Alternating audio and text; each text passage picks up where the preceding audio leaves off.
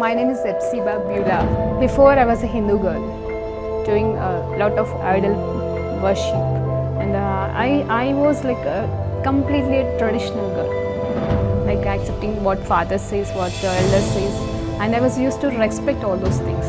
And after coming to the Lord, and I stopped the tradition. I completely stopped the tradition, and I just entered into the love and compassion of the Lord. My parents arranged for the marriage, and it was like a 2 months gap from the arrangement to the marriage. And immediately after marriage, like he said, like I don't like you. I just want to leave, and he left. Even I was pleading him, I was begging him, and I was asking him to come back, but it never happened. If he is not going to come to me, I want to die. That if he is going to be separated from me, I should die.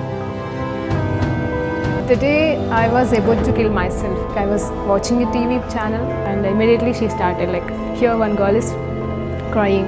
You have been separated with your husband and you are planning to die now, but you are not going to do that. Immediately I called to one of my Christian friends, and she shared with me the gospel. On the spot, I accepted Lord as my Savior. The next moment, I felt free from the burdens and all kind of thoughts, and everything left me.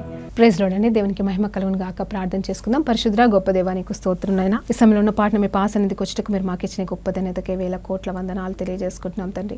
ఆశ్చర్యకరుడు, ఆలోచనకర్త ఉన్నవాడు అని వాడవు తండ్రి. ప్రభా సదాకాలము తండ్రి మేము నీతో ఉండడానికి ప్రభా మాకు కావాల్సిన ధైర్యము, బలము, శక్తితో నింపి అయ్యా ఈ 30వ దినమున తండ్రి మమ్మల్ని బలపరిచి ముందుకు నడిపించమని యేసుక్రీస్తు నామములో ఈ ప్రార్థనంతా సమర్పిస్తున్నాము తండ్రి. ఆమేన్. ప్రైజ్ లార్డ్ అండి. దేవునికి మహిమ కలుగును గాక.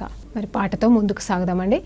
సదాకాలము నీతో నేను జీవించేదను యేసయ్యా, సదాకాలము నీతో నేను జీవించేదను యేసయ్యా, యేసయ్యా, యేసయ్యా, యేసయ్యా, యేసయ్యా, యేసయ్యా, యేసయ్యా, యేసయ్యా, యేసయ్యా, సదాకాలము నీతో నేను జీవించేదను యేసయ్యా, పాపాల ఊబిలో పడియున్న నన్ను నీ ప్రేమతో నన్ను లేపావయ్యా, పాపాల ఊబిలో పడియున్న నన్ను నీ ప్రేమతో నన్ను లేపావయ్యా, ఏ తోడు లేని నాకు నా తోడుగా, ఏ తోడు లేని నాకు నా తోడుగా, నా అండగా నీవు నిలిచావయ్యా, నా అండగా నీవు నిలిచావయ్యా, యేసయ్యా, యేసయ్యా, యేసయ్యా, యేసయ్యా, రిలమశరబ, యేసయ్యా, యేసయ్యా, యేసయ్యా, యేసయ్యా, సదాకాలము నీతో నేను జీవించేదను యేసయ్యా, నీ వాత్సల్యము నాపై చూపించి నీ సాక్షిగా నన్ను నిలిపావయ్యా, నీ వాత్సల్యము నాపై చూపించి నీ సాక్షిగా నన్ను నిలిపావయ్యా, ఆశ్చర్య కార్యములు ఎన్నో చేసి, ఆశ్చర్య కార్యములు ఎన్నో చేసి నీ పాత్రగా నన్ను మలిచావయ్యా, యేసయ్యా, యేసయ్యా, యేసయ్యా, యేసయ్యా, యేసయ్యా,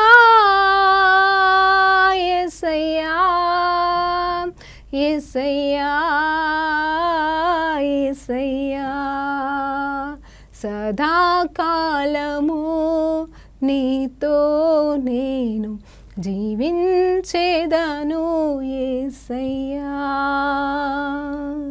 సదాకాలము నీతో నేను జీవించేదను యేసయ్యా యేసయ్యా యేసయ్యా యేసయ్యా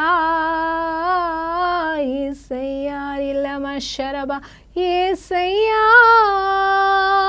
యేసయ్యా యేసయ్యా యేసయ్యా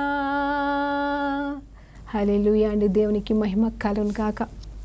నిజమే కదండి, సదాకాలం ఆయనతో జీవించుట కంటే మనకి ఇంకేం కావాలండి? నిత్యము నిరంతరము ఆయన సన్నిధిలో, ఆయన కౌగిట్లో, ఆయన ప్రేమలో, ఆయనతో పాటుగా ఆయన వారసులుగా, ఆయన సాక్షులుగా దేవునికి స్తోత్రం అండి. ఆ రీతిగా మనం జీవించాలన్నదే ఆయన కళ, ఆయన దర్శనం, ఆయన కోరిక. అలాగే మనము కూడా అలాంటి కోరిక కలిగి ఉన్నాము కాబట్టి ఈరోజు మరి ఈ రీతిగా మనము ఆయనతో పాటుగా గడపడానికి మనం ఇష్టపడుతున్నాం కదండి. అవును, ఈ 30వ దినమున దేవుడు మనల్ని ప్రత్యేకంగా దర్శించునుగాక. రీఖాబా శరబ ఆనాడు యేసు ప్రభు వారు నిజమే కదండి 30 సంవత్సరాల పాటు ఏ పాపము లేనివాడుగా ఈ భూలోకంలో ఒక సామాన్యమైన మనిషిగా బ్రతికి 30 సంవత్సరాల తర్వాత మరి దేవుని చేత ముద్రించబడి పరిశుద్ధాత్మ చేత అభిషేకించబడి అలాగే 3.5 సంవత్సరాల సేవ చేసి మరి యాగం అయ్యాడు కదండి. నిజమే, ఈ 30 రోజులలో మనము నిజంగా పాపం లేని వారిగా ఉండడానికి మనం ప్రయాసపడుతున్నాము కదా. మరి పాపం లేకుండా బ్రతకడం తప్ప ఇంకా మనము చేయాల్సిన బాధ్యత ఏది లేదండి.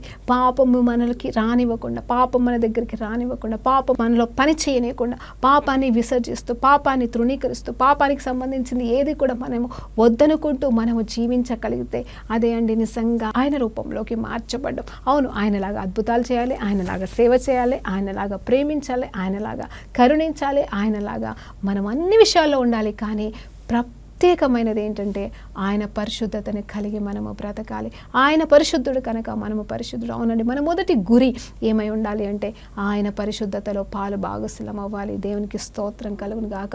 నేను ఎప్పుడు ఒక మాట అనేదాన్ని అనమాట, ప్రభువా ఈ లోకంలో ఏమున్నా లేకపోయినా తండ్రి నీ పరిశుద్ధతని నాకు మరి ఉంగరముగాను వస్త్రముగాను ధరింపచేయి ప్రభా, నీ దానముగా నాకు దయచేయి ప్రభా, నీ స్వాస్థ్యముగా నాకు నీ పరిశుద్ధతనివ్వు ప్రభా, నీకు స్తోత్రం. అందుకే కదండి 1 కొరింథీ రాసిన పత్రిక 1వ అధ్యాయం 31వ వచనంలో చక్కటి పాట మనం గతంలో పాడుకున్న మాట కూడా అక్కడ ఉంది. ఏంటంటే ఆయనే మనకి పరిశుద్ధత అయ్యాడంట.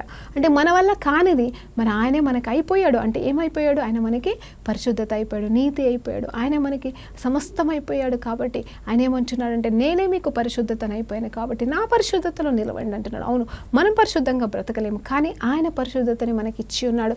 ఎలా తెలుసా? ఆయన కార్చిన రక్తం ద్వారా ఆయన వెల చెల్లించాడు కాబట్టి. అవునండి, మనం చాలా మంది నిజమే తప్పులను ఒప్పుకుంటున్నాము. 1 యోహాను పత్రికలో మనం విన్నప్పుడు అక్కడ ఖచ్చితంగా ఒక మాట ఉంటుంది, మనం పాపం లేని వారమైతే అబద్ధం అంట.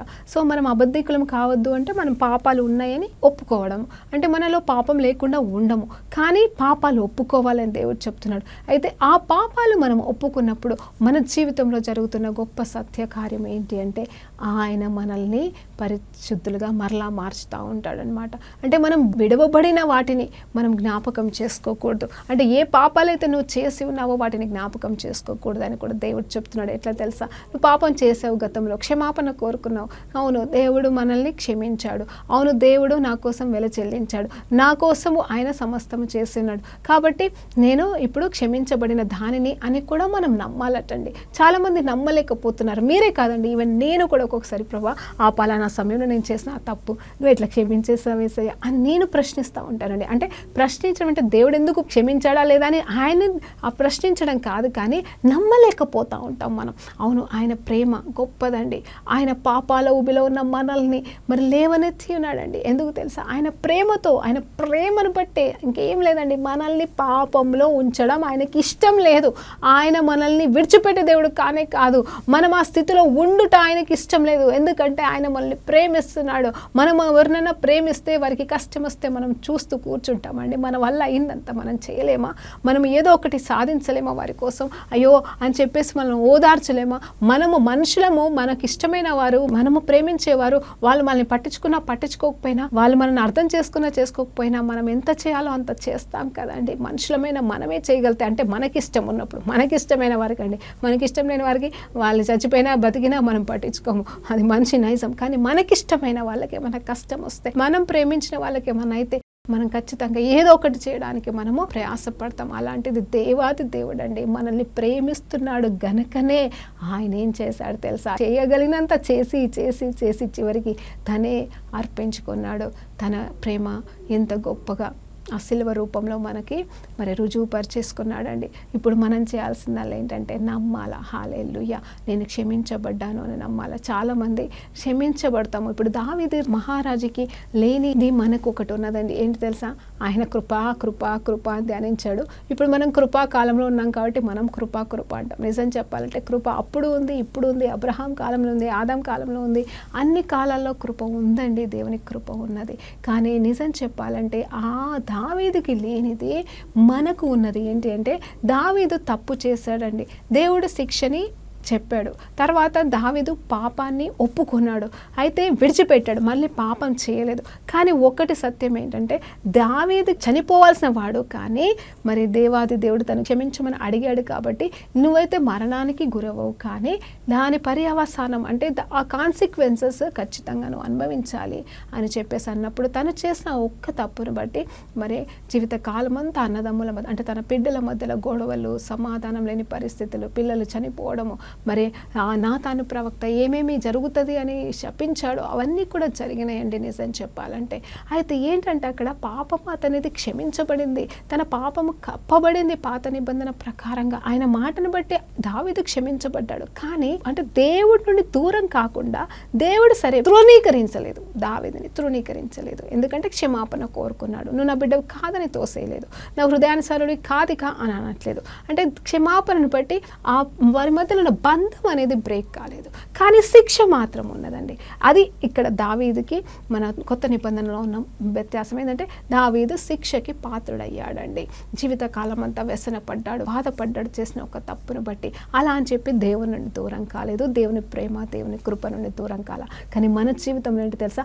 ఆ శిక్ష సైతం హల్లెలూయా. ఇప్పుడు దావీదు చేసిన తప్పుకి శిక్షను అనుభవించాల్సి వస్తుంది కదా, ఆ శిక్ష అనుభవించాడు, కానీ జీవించినంత కాలం అనుభవించాడు. ఇక్కడ మనము శిక్షను అనుభవించాల్సిన అవసరం లేదు. ఇది చాలా మందికి అర్థం కావట్లేదు. ఈవెన్ నాకు కూడా చాలా రోజుల వరకు అర్థం కాలేదు. కాబట్టి నేను క్లుప్తంగా క్లియర్గా మీతో మాట్లాడుతున్నాను. ఏంటి తెలుసా అండి? ఆ పాపము యొక్క శిక్ష అనేది దేవుడు భరించేశాడు. మళ్ళా చెప్తున్నాము, అవును మన పాపాలు క్షమించబడ్డాయని నమ్ముతాము, దేవుడు మనల్ని క్షమించేశాడని నమ్ముతున్నాము. కానీ మనం ఏదైనా మన జీవితంలో ఏదైనా కష్టం రాగానే, ఇబ్బంది రాగానే, ఏ పాపం వల్ల ఈ పరిస్థితి వచ్చిందో, ఏ పాపం, అవునండి ఒప్పుకోవడం తప్పు కాదు. మనం ఏదైనా తప్పు చేస్తేనే అది జరిగి ఉండొచ్చు. అలా మనం ఒప్పుకొని ఆలోచన చేసి అయ్యో ఇది ఎందుకే జరిగిందని దేవుని దగ్గర క్షమాపణ కోరుకోవడం చాలా అవసరం అండి. కానీ ఒక్కొక్కసారి కొన్ని మరి ఏమి జరగకపోయినా కూడా మనం ఏం తప్పు చేయకపోయినా కొన్ని జరుగుతూ ఉంటాయి. అప్పుడు ఏమైపోతామంటే కృంగిపోతాం. నేను ఏదో తప్పు చేస్తుంటా, ఏదో పాపం చేస్తుంటా, అందుకే ఇలా అయింది. లేకపోతే ఆ పాతవి పాపాలు శాపాలు అని మనం ఏదైతే ముందు ఉన్నాయో అవన్నీ కూడా గుర్తు తెచ్చుకుని, అందుకే ఇది ఇంకా నాకు జరుగుతుంది, ఇంకా ఇది నాకు జరుగుతుందని ప్రతిరోజు దేవుని దగ్గర క్షమాపణ కోరుకుంటున్నాం. కానీ మళ్ళీ వస్తున్న కష్టాలను బట్టి, ఎదుర్కొంటున్న ఇబ్బందులను బట్టి మనకేమనిపిస్తుంది అంటే ఇప్పుడు నేను ఆ తప్పు చేశాను కదా, సో అందుకే నేను ఇప్పుడు శిక్ష అనుభవిస్తున్నానని మరి చాలామంది అపోహ పొందుకుంటూ ఉంటాం. నిజం చెప్పాలంటే ఆ శిక్షని సైతం మరి ఏషియా గ్రంథం 53వ అధ్యాయంలో క్లియర్గా రాయబడుతున్న మాట అండి. ఏంటంటే శిల్వ ధ్యానాల్లో మనం ప్రతిరోజు ధ్యానించాల్సిన మాట. నిజం చెప్పాలంటే ఏషియా 53 ఏంటంటే ఇదిగో ఆయన మన శిక్షను భరించను, ఆయన మన కోసం శిక్షకు పాత్రుడైపోయాడు. ఆ మన మీద రావాల్సిన ఆ సమాధాన శిక్ష అంటే దేవుని అంటే మన శిక్ష వేస్తే శిక్షకి పాత్రుడం అయిపోతే ఇంకా మనకి విడుదల అనమాట. అంటే ఆ శిక్ష అనేది మనకు ఇవ్వకుండా దేవుడే యేసు ప్రభు వారి మీద పెట్టేసి ఉన్నాడు. అదే సిలువ మరణం అండి. దేవునికి మహిమ కలుగునుగాక. ఎస్, సిలువ అనేది మరియు కేవలం మన రోగాలని, మన పాపాలని, మన శాపాలని మోయడం మాత్రమే కాదు, కానీ మన శిక్షను కూడా మరి భరించిందండి ఆ సిలువ. హల్లెలూయా. సిలువ అంటే సిలువని మోసిన, సిలువ మీద మరణించిన యేసు ప్రభువారండి. కృప అని పిలువబడుతున్న యేసు ప్రభువారు, సత్యం అని పిలువబడుతున్న యేసు ప్రభువారు ఏమైపోయారు తెలుసా? మన శిక్షకి మరి ఆయన మన శిక్షగా మారిపోయాడని దేవునికి మహిమ కలుగును గాక. సో ఇది మనం నమ్మవలసిన వారంగా ఉన్నాం. దేవునికి మహిమ కలుగును గాక. చూడండి, సదాకాలం ఆయనతో జీవించడానికి మనం కోరుకోవాలి అని నేను ఈరోజు జ్ఞాపకం చేస్తున్నాను. ఈ పాట పాడేమోయను పాపాలు, భయంకరమైన పాపాలు ఉన్న మనల్ని ఆ ఉబిలోకి వెళ్ళి ఎలా లాగాడు అంటే ఇదండి, ఆయన మనకి రావాల్సిన శిక్షణ సైతము ఆయన భరించేశాడు, ఆయనే మోసేసుకున్నాడు, ఆయనే శిక్షకి పాత్రుడైపోయాడు. కాబట్టి ఇప్పుడు మనల్ని ఆ పాప వల్ల ఉబిలో పెట్టలేదు. ఆ శిక్షకి మనకి ఇంకా అర్హత అంటే మనం ఆ శిక్షకి మనం పాత్రుడము కాని, ఎందుకంటే ఆయనే భరించాడని మనం ఈరోజు జ్ఞాపకం చేసుకొని, ఎందుకంటే సాతాను ఊరికే చెప్తా ఉంటుంది మన చెవులలో, అవును నువ్వు ఇలా తప్పు చేసావు కదా, అలా తప్పు చేసావు కదా, అందుకే నీ బతుకు ఇలా అయిపోయింది, నీ పరిస్థితి ఇలా ఉంది. అవునండి, నిజమే అయి ఉండొచ్చు. కానీ ఒక్కటి సత్యం, ఇప్పుడు ఆ సాతాన్ని మనం ఎలా తృణీకరించాలంటే, అవును నేను తప్పు చేసిన మాట నిజమే, అవును నా వల్ల పొరపాటు జరిగిన మాట నిజమే, కానీ నా దేవుడు, నా యేసయ్య నా శిక్షను భరించాడు, నా పాపాలని కొట్టేశాడు, నా పాపాలని ఆయన మోసి ఉన్నాడు, ఆయన నా కోసం వెల చెల్లించున్నాడు అని ఒక సత్యం అనేది మన అంతరంగంలో వెళ్ళినప్పుడు సాతాను గాడు పలికి ఆ అబద్ధపు మాటలు మనం తృణీకరించినప్పుడు మనం విడుదల పొందుకుంటాం, మనం స్వస్థత పొందుకుంటాం. మనం ఆ స్వస్థతతో పాటుగా మన సమాధానము దేవునితో పాటుగా అనుభవించగలమండి. లేకపోతే మనము దేవుని ప్రేమను అనుభవించలేము, దేవునితో మనం ఐక్యము కాలేకపోతాము, దేవుడు ఇచ్చే ప్రేమ నుండి మనం దూరం అయిపోతాం. దేవుడైతే దూరం కాడు మన నుండి, కానీ మనము పొందాల్సిన దీవెనల్ని, మనము పొందుకోవాల్సిన ఆశీర్వాదాలు ఏవైతే దేవుడు మన కోసం పెట్టి ఉన్నాడో అవి మనం అందుకోనివ్వకుండా సాతానుగాడు మన తప్పులను ఇట్లా ఎత్తి పొడుస్తూ ఉంటాడు. అందుకే రోమిల రాసిన పత్రిక 8వ అధ్యాయంలో 1వ వచనంలో క్లియర్గా ఉంటుంది ఏంటంటే, ఏ క్రీస్తు యేసునందు ఉన్న వారికి ఎలాంటి శిక్షా విధి లేదంటే, దేవునికి స్తోత్రం. ఏంటంటే శిక్షా విధి లేదు ఎవరికి? క్రీస్తునందు ఉన్న వారికి. క్రీస్తు నందు మనం ఉంటే, క్రీస్తు బిడ్డలుగా మనం జీవించాలని ప్రయాసపడుతుంటగా ఆయనని మనం అంగీకరించున్నాం కాబట్టి ఆయన బిడ్డలమైన మనకి ఏ శిక్షా విధి ఇంకా మీదట లేదు. దావీదు లాగా మనకి శిక్షలు ఉండవు, ఎందుకంటే మనము క్షమించబడి ఉన్నాము. అవునండి, కావాలని నువ్వు తప్పు చేసినా సరే నువ్వు క్షమించమని అడిగినప్పుడు దేవుడు ఆ శిక్షను తన మీద వేసేసుకున్నాడని మాత్రం నువ్వు గుర్తుపెట్టుకొని మరలా ఆ తప్పు చేయకుండా నువ్వు నిలబడాలి. ఇదండి కృప.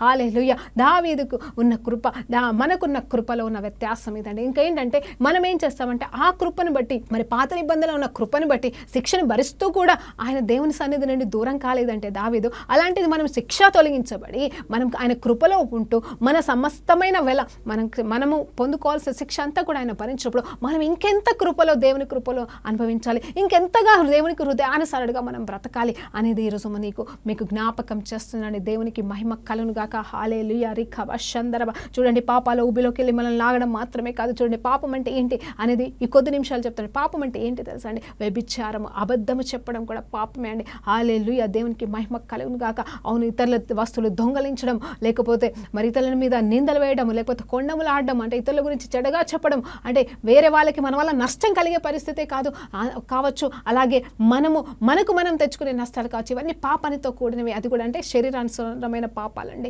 హల్లెలూయా. దేవునికి మహిమ కలుగును గాక. ఇవన్నీ మనము ఎలాంటి పాపాలు ఎందుకు అనేది చూస్తే, అవును దేవునికి ఇష్టం లేనివి. ఆ పాపాలన్నీ మనల్ని నరకంలోకి నడిపిస్తాయి. ఆ పాపాల నిమిత్తమైన వెల చెల్లించున్నాడు. ఇది అన్యులకు లేని భాగ్యం అండి, మనకి మాత్రమే దేవుడు ఇచ్చి ఉన్నాడు.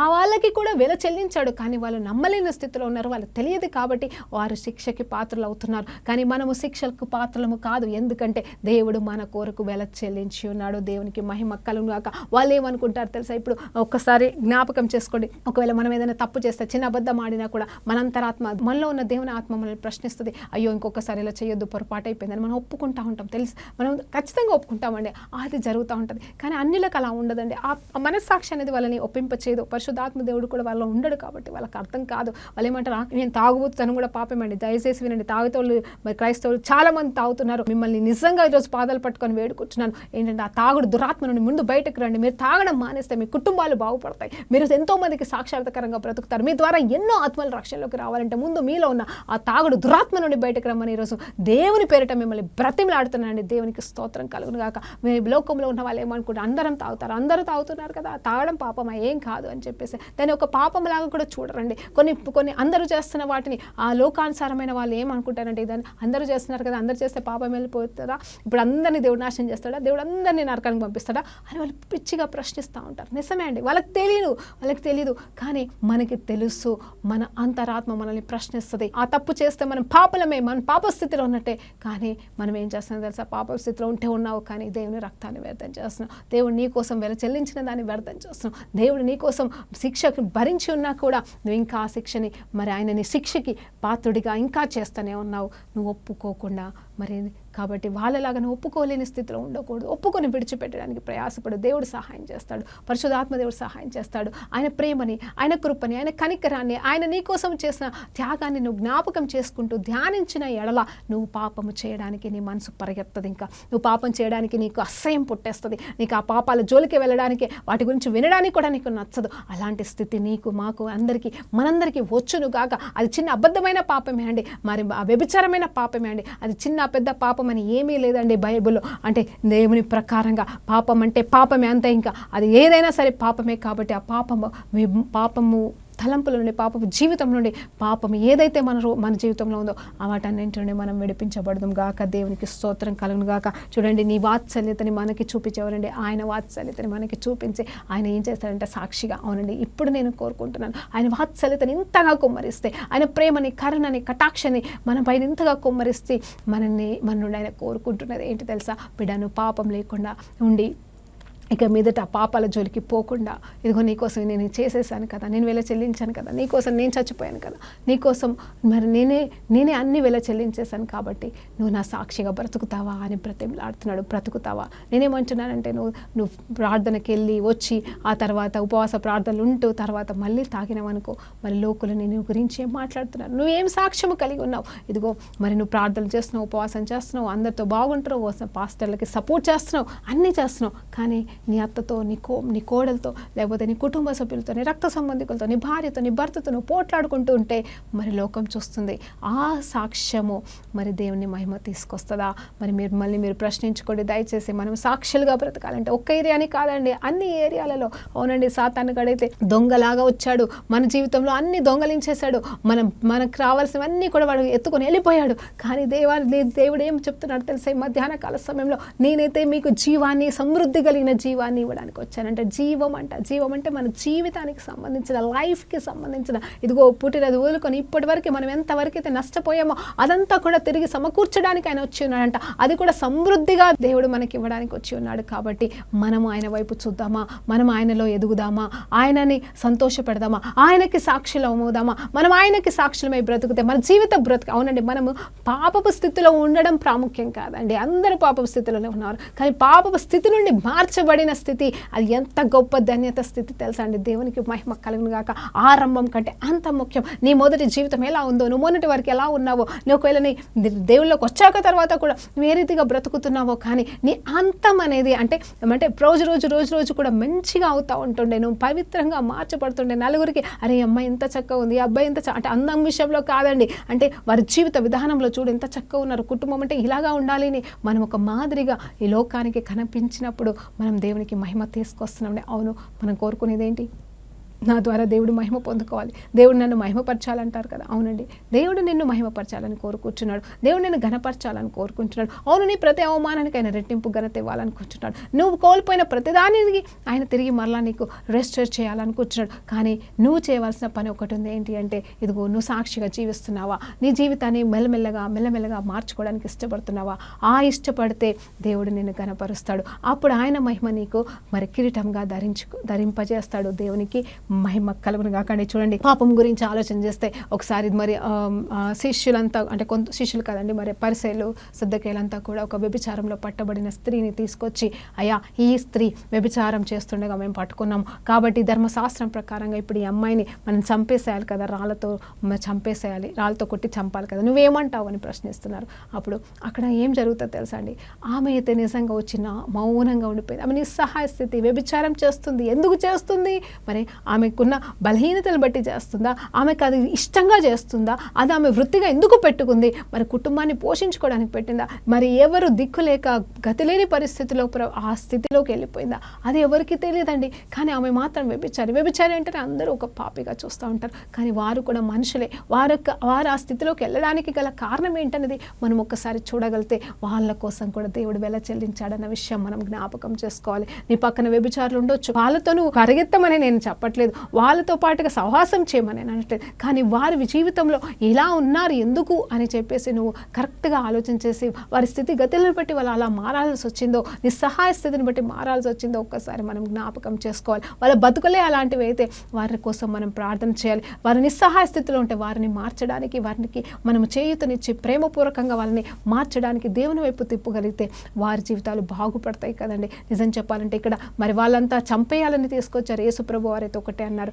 మీలో పాపం లేని వాడు చూడండి, అదే చిన్న పాపం పెద్ద పాపం కాదు. మిగతా వాళ్ళంతా అక్కడ వ్యభిచారం చేయట్లేదు, కానీ అక్కడ ఒక్కటే మాట, మీలో పాపం లేని. ఇప్పుడు వ్యభిచారం అనే పాపంతో పట్టబడిన ఈ స్త్రీ ముందట ఆ దేవాది దేవుడు పలుకుతున్న మాట ఏంటంటే, మీలో ఎవరైనా పాపం లేని వారు ఉంటే చూడండి, పాపం లేని వారు ఉంటే ముందు మొదటి రాయి ఆ అమ్మాయి మీద ఏమన్నప్పుడు అందరూ కూడా వాళ్ళ చేతిలో ఉన్న రాళ్ళు అక్కడ కింద పడేసి వెళ్ళిపోతారంటే వాళ్ళ అంతరాత్మ చెప్తుంది వాళ్ళు ఏదో ఒక పాపం ఉందంటే.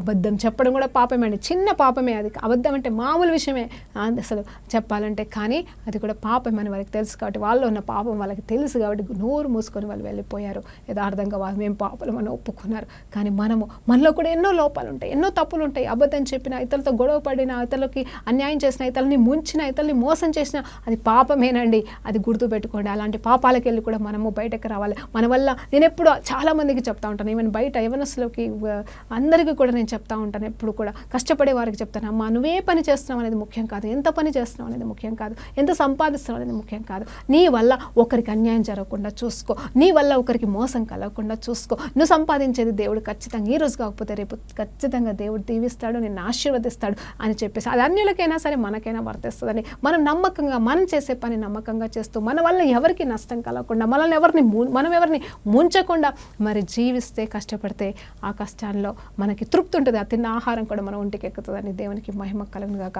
చిన్న పాపం పెద్ద పాపం అని కాదు, ప్రతి పాపానికి దేవుడు వెల చెల్లించి ఉన్నాడు. కాబట్టి మనమందరం పాపలమే, కానీ ఆయన కృప చొప్పున మనల్ని క్షమించి మన శిక్ష ఆయన భరించి మనల్ని సమాధానపరుచుకున్నాడు, ఆయనతో ఐక్యపరుచుకున్నాడు. కాబట్టి మన ఆరంభం ఎలా ఉన్నానో మన అంతము గొప్పగా ఉండాలి. చూడండి, ఆ తర్వాత ఆ పాప స్త్రీతో ఒకటే మాట అంటాడు, ఏమ్మా ఎవరు కొట్టలేదంటే, ఎవరు కొట్టలేదే అంటే, నేను కూడా నిన్ను రాళ్ళతో కొట్టను, నేను కూడా నిన్ను శిక్షించను, ఎందుకంటే నీ శిక్ష నేను భరించానమ్మా అని చెప్తూ ఏమంటాడు, ఇంకా మీదట పాపం చేయకు, వెళ్ళు అంటాడు. నిజంగా ఆ బిడ్డ తన తర్వాత జీవితం ఎంత గొప్పగా ఉండుంటుందో అని ఆలోచన చేస్తే నాకు ఆశ్చర్యం ఇస్తుంది. ఎందుకంటే వాళ్ళు ఎవ్వరు కూడా, ఆమె చచ్చిపోయి ఉంటే ఏమయ్యేదండి, ఏం జరిగేదో మనకి తెలియదు. కానీ నిజం చెప్పాలంటే ఆమె బ్రతికి దేవునికి సాక్షిగా 100% మారింది. అందుని బట్టి దేవునికి మహిమ కలుగును గాక.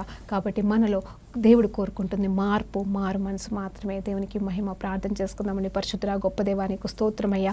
ఈరోజు ప్రభా నాయన ఎంతమంది అయితే ఈ ఆరాధనలో, ఈ వాక్యంలో, ఈ సమయంలో తండ్రి ఏకీభవించి ఉన్నారో వారందరిలో ఏ పాపం ఉందో అయ్యా అది వారి పాపముగా కూడా గుర్తించలేకపోతున్నారేమో తండ్రి.